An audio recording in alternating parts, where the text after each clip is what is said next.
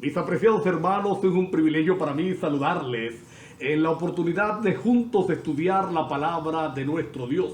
Agradezco al Señor por la bendición de estos medios que nos permiten llegar hasta ustedes y juntos estudiar lo que el Señor quiere decirnos a cada uno de nosotros. Oro a Dios para que al abrir su palabra en esta hora, sea su Espíritu Santo el que nos conduzca, sea su Espíritu Santo el que guíe nuestro corazón y nuestra mente y nos permita escuchar su voz de tal forma que no solamente le escuchemos, sino que también nos gocemos en hacer su voluntad, nos gocemos en hacer lo que Dios quiere que como hijos suyos tú y yo hagamos en esta oportunidad. Quiero invitarles a abrir sus Biblias en la primera carta del apóstol Pedro, primera de Pedro, y vamos a ubicarnos en el capítulo número 1 y voy a tomar algunas cosas de este capítulo para el mensaje de esta oportunidad, para que juntos veamos los planes que Dios tiene para con nosotros. Estamos enfrentando la peor desgracia que la humanidad pudo enfrentar en algún momento. Ni siquiera las guerras mundiales, con toda la cantidad de muertos que las mismas generaron, causaron tanto susto, causaron tanta angustia como la pandemia que estamos viviendo en esta oportunidad, como los tiempos que nos han tocado enfrentar. Por eso necesitamos abrir la palabra de Dios para entonces encontrar el propósito del Señor, lo que el Señor desea hacer contigo y conmigo, lo que Dios está anhelando hacer para toda la eternidad. Quiero empezar leyendo el verso número 1, que lo vamos a desarrollar, el verso 2, y vamos a desarrollar otros versículos para encontrar entonces el propósito del Señor en esta oportunidad para cada uno de nosotros. Dice el verso número 1 del capítulo 1 de Primera de Pedro: Pedro, apóstol de Jesucristo, a los expatriados de la dispersión en Ponto, Galacia, Capadocia, Asia y Bitinia. El apóstol se presenta, o Pedro se presenta como el apóstol. No es una expresión de superioridad lo que él está manifestando en esta oportunidad. No es que él está diciendo yo soy superior a ustedes, soy mejor que ustedes. No es una expresión de autosuficiencia. Es simplemente una presentación. Él dice yo soy un embajador, un misionero enviado por Jesús. Así que lo primero que vamos a resaltar en esta oportunidad es que el mensaje que Pedro va a transmitir es un mensaje que el cielo le está dando, es un mensaje que el Señor le está revelando, porque él se presenta entonces como el embajador, como el misionero, como el enviado de Jesucristo.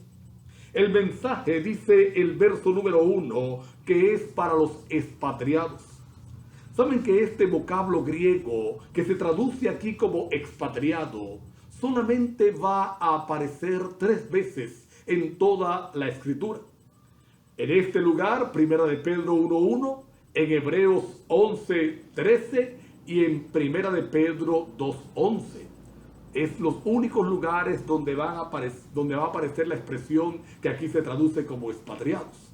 Ahora, el uso que Pedro le está dando en esta oportunidad le vamos a entender en los dos significados. Él está dirigiéndose en primer lugar, dice, a los expatriados de la diáspora, que es la palabra correcta, la traducción más exacta. La diáspora fue esa salida de los cristianos a todo lugar gracias a la persecución. Y el apóstol dice a los expatriados, es decir, a los que no están en su patria, a los que no están en su lugar, que están entonces en varios lugares que él menciona. Pero también es un uso metafórico. Él está refiriéndose a los cristianos que entienden que esta tierra no es su hogar, que entienden que esta tierra no es su patria, que no somos venezolanos, que no somos colombianos, que no somos europeos, que no somos norteamericanos, que nuestra verdadera nacionalidad está en el cielo, que nuestra verdadera patria es la patria celestial. Así que, como el mensaje es a los expatriados, aquellos que reconocen que no están en su tierra, podemos esta oportunidad decir que es un mensaje para ti y para mí. Podemos tomarlo como si la carta del apóstol Pedro es una carta que ha sido escrita pensando en cada uno de nosotros. Ahora mira cómo dice el verso número 2. El verso número 2 dice, elegidos según la presciencia de Dios en santificación del Espíritu, para obedecer y ser rociados con la sangre de Jesucristo. Gracia y paz os sean multiplicadas. Quiero resaltar algunas cosas de este verso número 2 para poder entonces introducirnos en lo que el Señor quiere decirnos, en lo que el Señor nos quiere manifestar a cada uno de nosotros. Ya hemos visto que es un mensaje que Dios trae a través de su enviado a los expatriados, a los que reconocen que esta tierra no es su hogar. Ahora, dice este versículo a los elegidos. ¿En qué sentido? Porque alguien pudiera malinterpretar al apóstol Pedro y entonces creer que Dios tiene elegidos, que Dios escoge a algunos, que Dios, como algunos pretenden al querer dañar el carácter de Dios, decir que Dios a algunos llama para salvación, pero a otros entonces los va a perder, los va a derrotar. Elegidos la utiliza el apóstol Pedro en el sentido de los que han sido llamados y han aceptado ese llamado.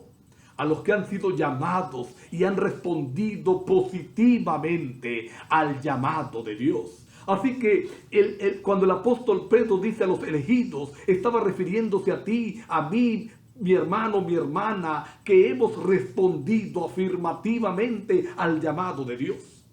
De hecho, el apóstol Pablo, en Romanos capítulo 8, verso 29, habla de los predestinados, que los que son llamados son predestinados para ser hechos conforme, dice la Escritura, a la semejanza de Dios. Y esta palabra predestinados también choca con algunos. Algunos piensan que es que Dios ha predestinado a algunos para salvación y no importa lo que hagan, no importa cómo se porten, al final se van a salvar. Pero es que Pablo la usa en concordancia a lo que dice Pedro. Aquellos que han sido llamados por Dios y han respondido al llamado, Dios se está comprometiendo. Es lo que dice el apóstol Pablo. Es lo que nos quiere decir Pablo en Romanos 8:29. Dios se está comprometiendo a cumplir todas las etapas de la salvación, siempre y cuando así se mantenga. Pero usa otro término el apóstol Pedro, a los elegidos, versículo 2, según la presciencia. ¿Qué es la presciencia? Presciencia es el don de Dios, es la habilidad de Dios, de su conocimiento anticipado de las cosas. Es decir, Dios conoce el fin desde el principio. Y mira qué cosa tan extraordinaria, mi hermano, mi hermana. Qué noticia tan buena podemos recibir en esta oportunidad. Tú y yo, en esa presciencia hemos sido llamados. Hemos aceptado el llamado y hemos sido elegidos por Dios. Si Dios, que conoce el futuro, nos ha llamado, podemos tener la seguridad de que ese llamado entonces va a darnos la victoria. Ese llamado nos va a dar el triunfo final. Ese llamado, esa seguridad de la presencia de Dios nos debe consolar en medio de las luchas de que nuestro Dios nos dará la victoria. Ahora, vamos a mirar las razones de esa elección. Vamos a mirar el propósito de esa elección. El verso número 3 del capítulo 1 de Primera de Pedro dice que Dios nos hizo renacer. Oye la expresión que usa Pedro. Nos hizo renacer, bendito sea Dios, para una esperanza viva por la resurrección de Jesucristo, dice el verso 3.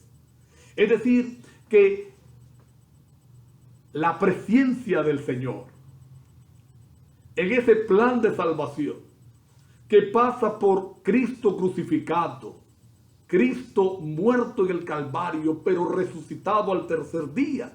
En esa resurrección victoriosa es que Él nos ha llamado.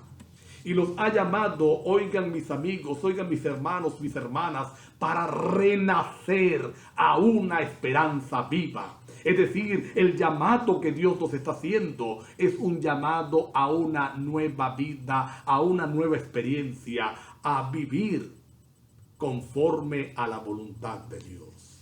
Dios no llama a nadie para que continuemos viviendo la vida como la estamos viviendo. Dios no llama a nadie para fracasar. Dios no llama a nadie para que sigamos actuando como hemos venido actuando. Nos llama para ser diferentes, para ser victoriosos. Ahora, el verso 4 añade a ese llamado a renacer para una esperanza viva, que nos ha llamado para darnos, dice el verso número 4, una herencia incorruptible, incontaminada e inmarcesible, es decir, eterna, perenne. Nos ha llamado para restaurarnos a la verdad o a la vida antes de la entrada del pecado. Versículo número 5. Guardados por el poder de Dios, dice el 5, por la fe para alcanzar la salvación. Ahora, vamos a mirar los pasos que hasta ahora Pedro ha dicho, ha mostrado cómo actúa Dios en nuestra salvación. Hemos sido llamados por Dios. Hemos respondido a ese llamado y por lo tanto, al ser llamados, Dios se ha comprometido a cumplir todas las partes de la salvación con cada uno de nosotros, a cumplir todas las partes de la salvación contigo y conmigo. Nos ha llamado a renacer a una esperanza viva. Nos ha prometido una herencia incorruptible, inmarcesible, eterna. Y ahora dice que nos guarda, bendito sea Dios, por su poder para alcanzar la salvación. Nos guarda. Estamos en la mano del Señor.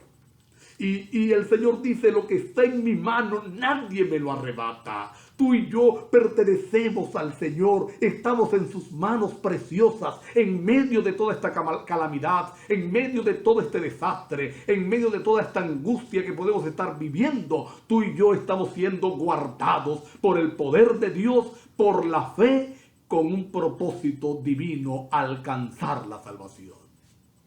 Verso número 6. El apóstol Pedro dice que esa salvación, para la que estamos guardados, que se va a manifestar en el final de los tiempos, que está muy cerca, por cierto, nos debe llenar de gozo. Aunque ahora mismo, dice el verso 6, aunque ahora mismo, por un poco tiempo, si es necesario, seamos afligidos en diversas pruebas. Así que no es nuevo la angustia. No es algo que está fuera del plan divino. No es algo que está fuera del control de Dios. No es algo que el enemigo ha introducido y ha agarrado a Dios, como dice uno vulgarmente, fuera de base. No, dice el Señor, que puede que pasemos por pruebas, que seamos afligidos por un breve tiempo, bendito sea el Señor, en ellas, pero que la salvación debe llenarnos de gozo, que la esperanza debe llenarnos el corazón en todo momento, en todo lugar y en toda circunstancia. Ahora, ¿cuál es el resultado? El resultado, según en los versos siguientes, es que sometida a prueba nuestra fe, que es más preciosa, dice el verso 7, que el oro, que aunque es perecedero, es probado en el fuego. Nuestra fe, al ser probada, nuestra fe, al ser medida, sea hallada, dice el versículo, en alabanza, gloria y honra, cuando sea manifestado el Señor. Es decir, en el momento de la salvación.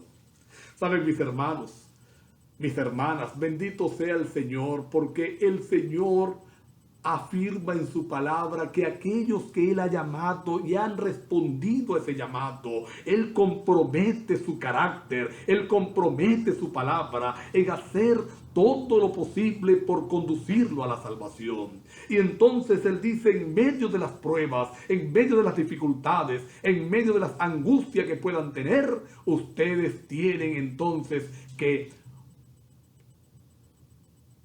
poner su mirada, poner su corazón, poner su meta en el gozo que significa ser redimidos. Porque al ser probada nuestra fe, entonces ella va a alcanzar alabanza y gloria, dice la palabra de Dios, en el momento que Cristo regrese por segunda vez.